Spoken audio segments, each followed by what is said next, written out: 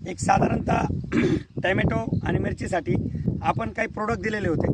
साधारणतः शेतकऱ्यांना एका महिन्याचा आलेला रिझल्ट तो मिरचीबद्दल असेल, टॅमॅटो आपण या साईडला बघू, एकाच वावरामध्ये या साईडला टॅमॅटोचा एक महिन्याचा रिझल्ट त्याला लागलेला आहे. दुसरं एक साईडला एका महिन्याची मिरची.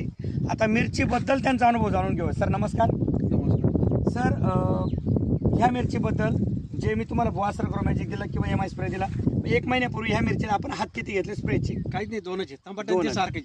बरं सर, तुम्हाला फरक काय जाणवतो दोघांमध्ये? फरक म्हणजे आता त्याला याला मिरची लटकून गेली ना.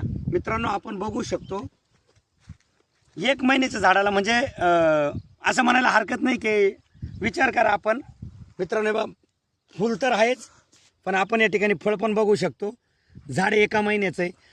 सर यावरती तुम्हाला काय वाटतं नेमके हे जे आपण प्रोडक्ट दिले आणि शिवाय सेंद्रिय, कारण आपण रासायनिक करून आपण विषच आणतो बाजार, म्हणजे ज्या रासायनिकला आपण पैसे देतो तिकडनं विष आणतो, इकडं जो लोकांना खायला देतो त्यांना विषच देतो.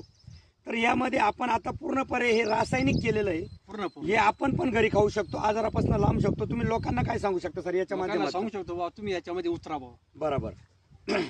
काय होतंय सर, आपण जे रासायनिक करतो ना, याने ग्रोथ नक्की चांगली असेल, क्वालिटी नक्की चांगली असेल, पण ज्यावेळेस रासायनिक मारतो आतापर्यंत 5-5, 7-7, 10-10 हात होऊन जातात.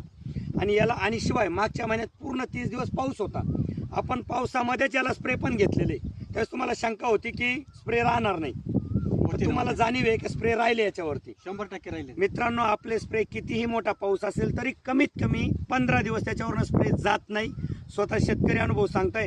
आणि एका महिन्यामध्ये झाडाला मिरची, मित्रांनो आपण बघू शकतो ही मिरची छोटी नाही किती मोठी तुम्ही पण बघू शकता, शिवाय एकसारखी येते आणि आताशी एका महिन्याची आहे. मित्रांनो नक्कीच सेंद्रिय शेती करा, आपण पण सुखी राहा, आपला परिवार पण सुखी ठेवा आणि महाराष्ट्राला पण सुखी करा. जय माय लाईफस्टाईल.